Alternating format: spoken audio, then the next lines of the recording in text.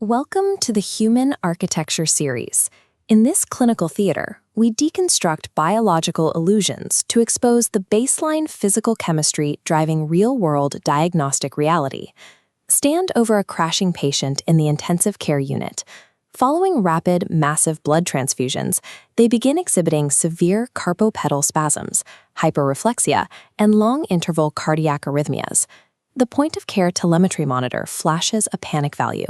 You are looking at a profound, life-threatening collapse in the patient's free ionized calcium fraction. To an uninitiated clinician, this isolated alert triggers an immediate injection reflex, but a master diagnostician must freeze the frame. Are these neuromuscular spasms driven by a true depletion of active ionic charge, or are you looking at a post-analytical calculation illusion caused by missing transport proteins? Treating an unverified number on a screen without understanding the underlying physical chemistry risks severe localized tissue necrosis. Pushing an unguided rapid replacement can throw the patient's heart into immediate, fatal asystole. Billions of years ago, the primordial oceans were saturated with carbonate and phosphate. Early single-celled organisms faced a lethal threat. If environmental calcium breached their cell walls, it would react with these internal anions. The cell's cytoplasm would precipitate into insoluble salts, turning the organism to stone from the inside out. To survive, early cells violently extruded this reactive mineral against massive physical resistance. Evolution preserved this aggressive defense mechanism, maintaining an extreme 10,000 to 1 concentration gradient across the cell membrane. Extracellular fluid holds about 1.2 millimoles per liter of ionized calcium, while the resting cytoplasm is forced down to a microscopic 100 nanomolar. That massive potential energy barrier was repurposed into a highly sensitive, universally conserved signaling network. Calcium's divalent charge and bulky hydration shell make it the ultimate molecular toggle. When cellular gates open, calcium ions flood the cytoplasm and bind to highly conserved structural motifs called EF-HAN domains. This binding physically forces execution proteins like troponin C and calmodulin to shift their three-dimensional shape. That structural change yanks inhibitory barriers out of the way, instantly triggering myofibrillar cross-bridge contraction and presynaptic neurotransmitter exocytosis. This chart maps the total distribution of calcium in the human framework. The body hoards roughly 1 to 2 kilograms of this element, but locks 99% of it away. It combines with phosphate to form crystalline hydroxyapatite, the dense structural matrix of your skeleton and teeth. The remaining fraction, less than 1%, circulates in the extracellular fluid. That tiny extracellular sliver is highly compartmentalized into 3 distinct subphases. 10% travels complex to small anions like citrate and phosphate. 40% circulates bound to large plasma transport proteins, primarily albumin. The remaining 50% circulates completely unattached as free ionized calcium. The protein-bound and complexed phases are physiologically inactive. They are merely cargo in transit. Only that 50% free ionized fraction is biologically active. It is the sole phase your homeostatic sensors monitor, and the exact fraction capable of bridging the cellular membrane to pace your heart and fire your nerves. To defend this narrow biological window, the body deploys a master thermostat, the calcium sensing receptor, or CaSR. Expressed densely on the surface of the parathyroid glands, these receptors continuously taste the passing blood flow, monitoring the precise concentration of free ionized calcium. When ionized calcium levels drop, the CaSR immediately deactivates.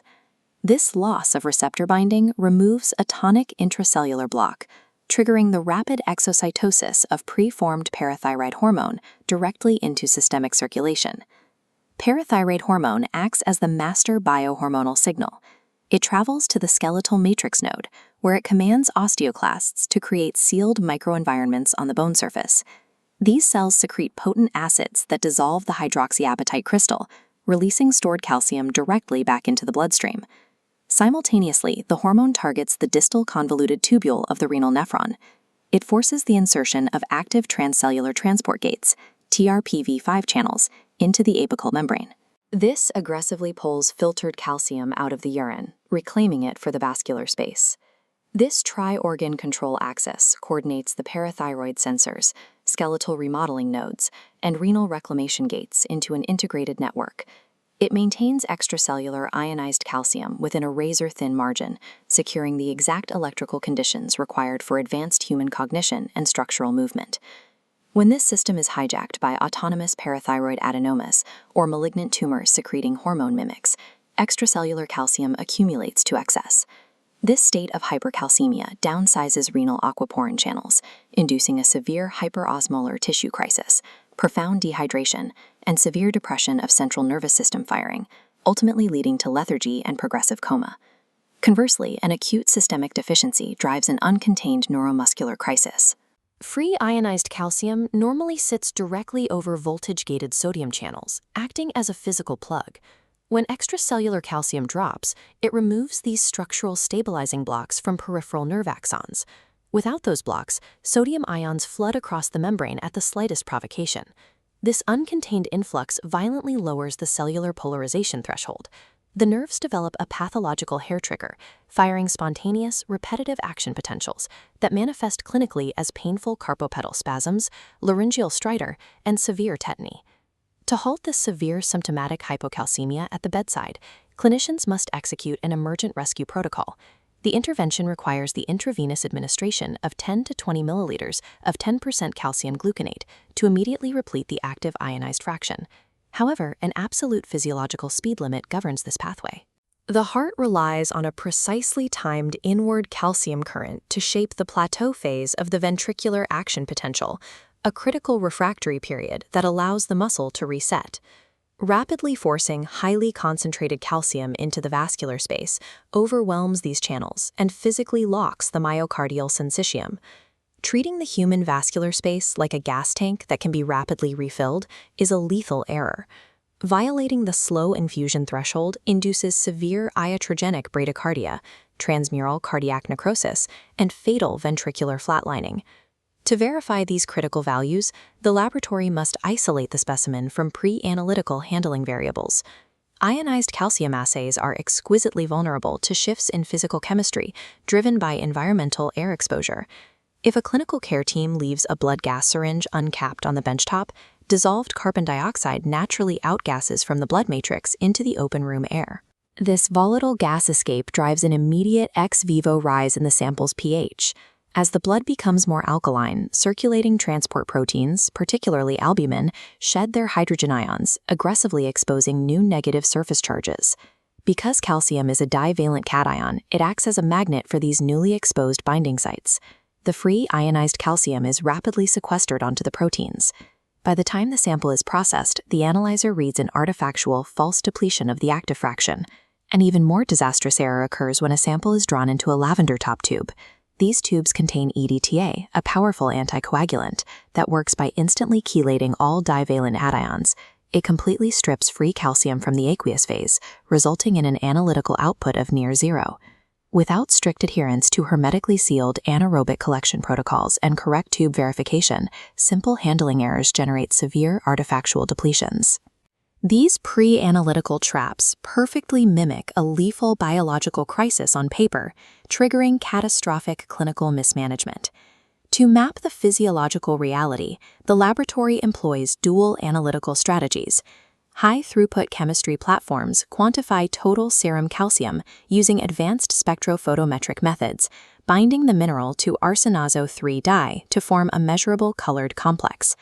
Conversely, critical care platforms deploy potentiometric ion-selective electrodes to directly measure the active free ionized fraction across a customized neutral ionophore membrane.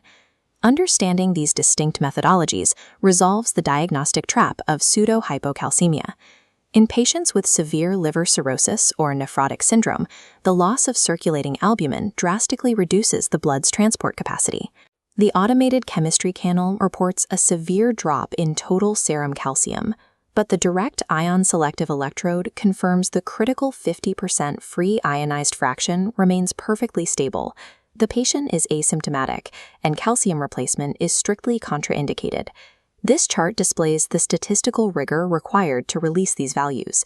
Because the biological set point is so tightly controlled, laboratory platforms continuously track against a precision baseline.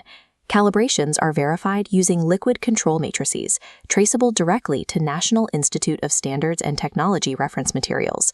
Any deviation exceeding a 0.25 millimole per liter delta check halts the analytical run. One final diagnostic reality occurs during severe acute pancreatitis. Inflammatory lipolytic enzymes leak into the abdomen, hydrolyzing peripancreatic fat into free fatty acids. These acids aggressively bind circulating ionized calcium, creating literal internal soap. This saponification rapidly drains the extracellular pool, generating a profound, true hypocalcemic nadir.